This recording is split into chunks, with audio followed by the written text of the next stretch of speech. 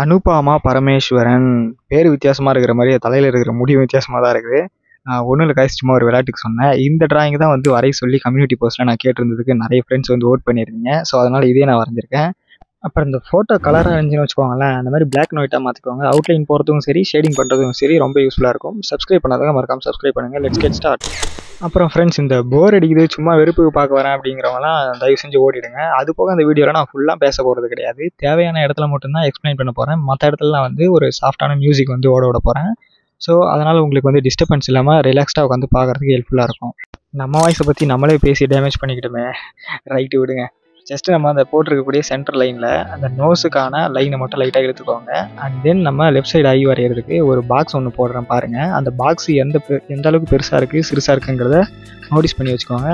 பெரிய மேஜிக்லாம் கிடையாது, வெறும் ஒரு பாக்ஸு. அந்த பாக்ஸுக்குள்ளார கண்ணுக்கான லைன் இழுக்க போகிறோம், அவ்வளோதான். ஜஸ்ட்டு ஒரு சைடில் இப்படி பாதியும், இன்னொரு சைடில் இந்த பக்கம் பாதியும் எடுத்திங்கன்னா இந்த லைன் வந்து கரெக்டாக வந்துடும்.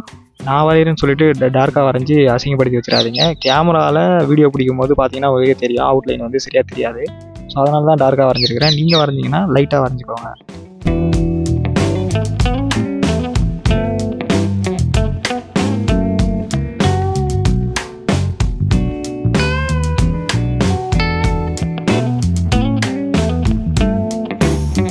இந்த ஐபால் வரையும் போது ஒரு முக்கியமான விஷயத்தை கவனிச்சுக்கோங்க. ஐபால் வரையும் போது எப்பவுமே அந்த ஐபாலோடைய ஸ்டார்டிங் அண்ட் எண்டிங் எங்கே இருக்குன்னு பார்த்து வரைங்க.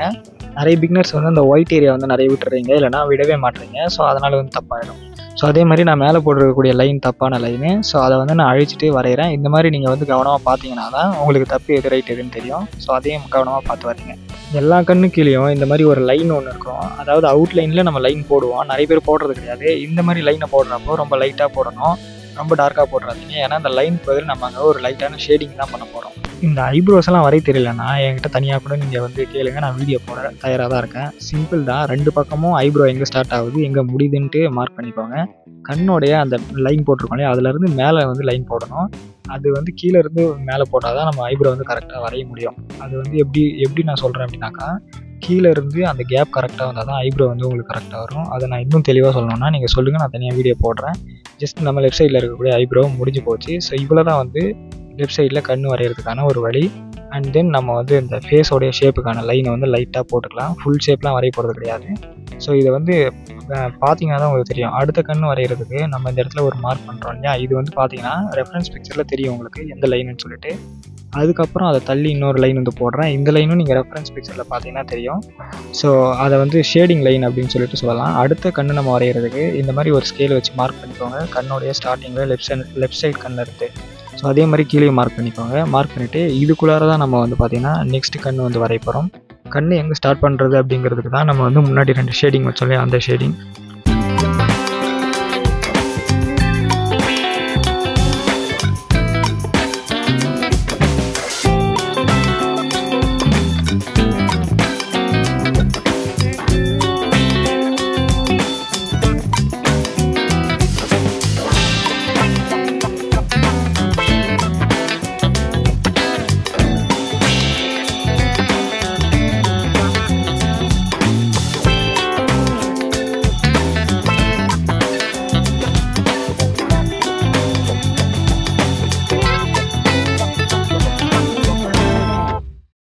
இந்த சைடு புருவத்தை வரையணும் அப்படின்னாக்கா நீங்கள் வந்து இந்த முடி தொங்கிட்டு இருக்கு இல்லையா, ஸோ இந்த தொங்கிட்டு இருக்கிற ஹேரை நீங்கள் வரைஞ்சா மட்டும்தான் இந்த சைடில் இருக்கக்கூடிய ஐப்ரோ வந்து வரைய முடியும். ஏன்னு பார்த்தீங்கன்னாக்கா, ரெஃபரன்ஸ் பிக்சர் பார்த்து நான் வரையும் போது உங்களுக்கு தெரியும், சென்டரில் நீங்கள் இந்த இடத்துல லைன் போட்டுருவீங்க. பட் லாஸ்ட்டாக அதோட எண்டிங் வந்து பார்த்தீங்கன்னா இப்படி வரும்.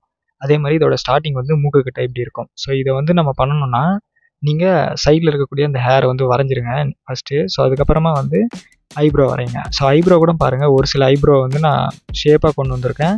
அப்புறம் அந்த ஒரு சிலது வந்து முடியாக போகிற மாதிரி நான் போட்டிருக்கேன். ஸோ இதை வந்து டிஃப்ரென்ஸ் பண்ணி காமிக்கணும். ஸோ அந்த மாதிரி ஏற்ற மாதிரி நீங்கள் வந்து ஐப்ரோ வந்து வரையணும். என்ன கேட்டிங்கன்னா, ஒரு ஃபேஸில் நோஸ் வரைகிறது ரொம்ப ரொம்ப ஈஸி. ஏன்னா அந்த கண்ணோட ஸ்டார்டிங் எங்கே வருது அப்படிங்கிறத மட்டும் 2 சைடையும் பார்த்துட்டு இந்த மாதிரி நான் மார்க் பண்ணுறேன். பார்த்தீங்கன்னா உங்களுக்கு தெரியும், கீழே ஒரு லைன் போடுறேன். ஸோ இந்த 3 மார்க்குக்குள்ளார தான் மூக்கே வரப்போகுது. ரொம்ப ரொம்ப ஈஸி தான். ரொம்ப கஷ்டப்பட்டுன்னு இருப்பாங்க பிகினர்லாம், ரொம்ப ரொம்ப ஈஸி தான். இதுக்கப்புறம் நம்ம வந்து அந்த லைன்ஸ் வந்து எப்படி கரெக்டாக இருக்குங்கிறத கவனமாக பார்த்து போட்டாலே போதும், நமக்கு வந்து மூக்கு வந்துடும். இம்பார்ட்டண்ட்டான விஷயம் என்னென்னா ஒன்று தான், 2 சைடில் இருக்கிற கண்ணிலேருந்து எங்கே ஸ்டார்ட் ஆகுது மூக்கு அப்படிங்கிறது மட்டும் பார்த்துக்கோங்க, அவ்வளோதான்.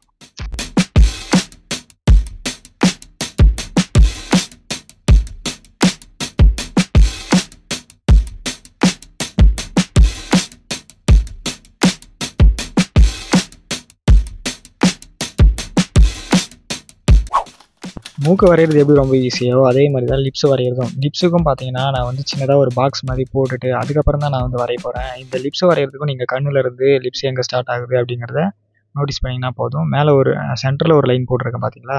ஸோ அந்த லைன் வந்து லிப்ஸோடைய நடுப்பகுதி, மேலே ஒரு லைன் வந்து லிப்ஸோடைய ஸ்டார்டிங்கு, கீழே இருக்கிறது வந்து லிப்ஸோடைய எண்டு பகுதி, அதாவது லிப்ஸ் எங்கே முடியுது அப்படிங்கிறத வரைகிறதுக்கு அந்த லைன் போட்டிருக்கேன். மற்றபடி நம்ம வந்து லைன்ஸை கரெக்டாக ஜாயின் பண்ணாலே போதுமானது தான். இந்த லிப்ஸும் வந்து பார்த்திங்கன்னா ரொம்ப ரொம்ப ஈஸியான லிப்ஸ் தான். அதுவும் வரைகிறதுக்கு கூட நல்லா இருந்துச்சு. அவங்களுடைய லிப்ஸ் நல்லா இருக்குன்னு நான் சொல்ல வரல, அவங்களோட லிப்ஸ் நல்லா தான் இருக்குது. பட்டு நான் எதை சொல்ல வரேன்னா நம்ம ட்ராயிங் ஸ்ட்ரக்சருக்கு ஏற்ற மாதிரியான அந்த விஷயம் வந்து அதில் இருக்குது அப்படிங்கிறத சொல்ல வரேன். தப்பாக எதுவும் அந்த மாதிரி மைண்ட் செட்டுக்கெலாம் நீங்கள் போகாதீங்க. அப்புறம் கீழே இருக்கக்கூடிய இந்த 2 லைன் இது ஏதோ பார்த்தீங்கன்னா ஒரு ட்ரையாங்கிள் ஷேப்பில் வந்து எங்களோட லிப்ஸ் இருக்குது. ஸோ வரைகிறதுக்கு அதனால ரொம்ப ஈஸியாக இருந்துச்சு.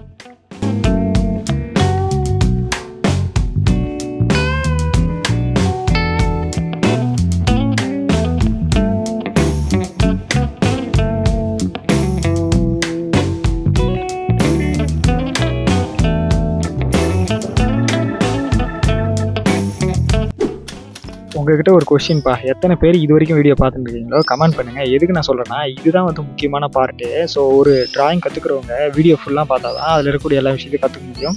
ஸோ இது வரைக்கும் யாராவது பார்த்துட்டு இருந்தீங்க அப்படின்னா கமெண்ட்டில் சொல்லுங்கள், நானும் தெரிஞ்சுக்கிறேன் எத்தனை பேர் கற்றுக்கிறீங்கன்ட்டு. ஏன்னா இது வந்து நம்ம ஃபேஸோடைய ஸ்ட்ரக்சரை கொண்டு வர டுட்டோரியல். இது ஒரு ட்ராயிங்கில் ஒரு ஃபேஸில் அதுவும் ஒரு முக்கியமான டுட்டோரியல்.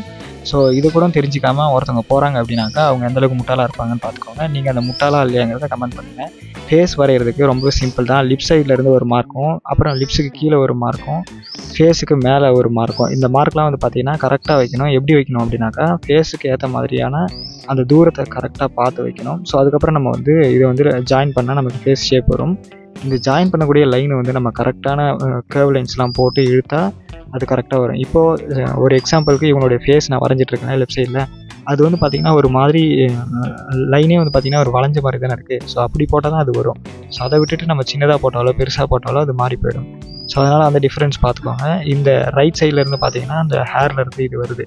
ஸோ இப்போ நமக்கு பாதி ஃபேஸ் ஷேப் வந்து கிடச்சிருச்சு. ஃபேஸ் ஷேப் வரைகிறது எந்த அளவுக்கு ஈஸின்னு பாருங்கள். ஸ்டார்டிங்லேயே வராது தான், கஷ்டம் தான். பட் நீங்கள் ப்ராக்டிஸ் பண்ணிகிட்டே இருந்தீங்கன்னா வந்துடும். ரைட் சைடில் இருக்கக்கூடிய இந்த ஃபேஸ் ஷேப் வரைகிறதுக்கு முடி மறைஞ்சிருக்கிறது அப்படிங்கிறதுனால ரைட் சைடில் இருக்கக்கூடிய ஃபேஸ் ஷேப் வரையணும்னா முன்னாடி நம்ம ஃபஸ்ட்டு இந்த தொங்கிட்டு இருக்கக்கூடிய இவங்களுடைய சுருட்ட முடியாக வரைஞ்சி ஆகணும். ஸோ அப்போ தான் நமக்கு வந்து அடுத்த ஃபேஸ் ஷேப் வந்து வரைய முடியும். ஏன்னா ஒரு லைன்லேருந்து அனதர் லைனுக்குள்ளார டிஸ்டன்ஸை நோட் பண்ணி வரைஞ்சாதான், டிஸ்டன்ஸ்னால் அந்த தூரம், அந்த தூரத்தை பார்த்து வரைஞ்சால் தான் ஃபேஸ் ஷேப்பும் அவுட்லைனும் நம்ம கரெக்டாக வரும். இதை நான் நிறைய வீடியோஸில் வந்து சொல்லியிருக்கேன். நம்ம சேனலை யார் ஃபாலோ பண்ணுறாங்களோ அவங்களுக்கு தெரியும். ஒருவேளை நீங்கள் ஃபாலோ பண்ணியிருந்தீங்கன்னா அதையும் கமெண்ட் செக்ஷனில் சொல்லுங்கள். இப்போ ரைட் சைடில் முடி வரைஞ்சதுக்கப்புறம் அதை வச்சு நான் வந்து ஃபேஸ் ஷேப் வந்து கவர் பண்ணிட்டேன். ஸோ இப்போ பார்த்தீங்கன்னா உங்களுக்கு தெரியும் 75% வந்து ஃபேஸ் வந்துடுச்சு. இப்போ மேலே பார்க்கலாம். மேலே இருக்கக்கூடிய முடி இருக்கு இல்லையா, அந்த லைன்ஸை வந்து நம்ம கரெக்டாக இழுக்கணும். ஸோ இது வரைக்குமே நீங்கள் ஒன்று நோட்டீஸ் பண்ணிங்களான்னு தெரியல, நான் வெறும் அப்சரா பென்சில் மட்டும் தான் யூஸ் பண்ணி வரைஞ்சிட்ருக்கேன். ஏன்னா நிறைய பிகினர்ஸ் வந்து என்கிட்ட அப்சரா பென்சில் மட்டும் தான் இருக்குது, என்னால் வரைய முடியல அப்படி இப்படின்னு சொல்லிட்டு கதறிக்கிட்டு இருக்காங்க. சிம்பிளாக ஒரு அப்சரா பென்சில் போதும் ஒரு பர்ஃபெக்டான அவுட்லைனை வந்து வரைகிறதுக்கு. இப்போ வந்து பார்த்திங்கன்னா நமக்கு ஃபேஸ் ஷேப் வந்து கிடச்சிருச்சு. செம்மையாக போர் அடிக்குன்னு எனக்கும் தெரியும். ஸோ இருந்தாலுமே நம்ம வந்து இந்த வீடியோவை ஸ்பீட் பண்ணியிருக்கோம் நம்மளுடைய சப்ஸ்கிரைபருக்காக, நம்மளுடைய நண்பர்களுக்காக. ஸோ ஹேர் ஸ்டைலை எப்படி வரைகிறது அப்படிங்கிறத ரொம்ப ஃபாஸ்ட்டாக சொல்கிறேன்.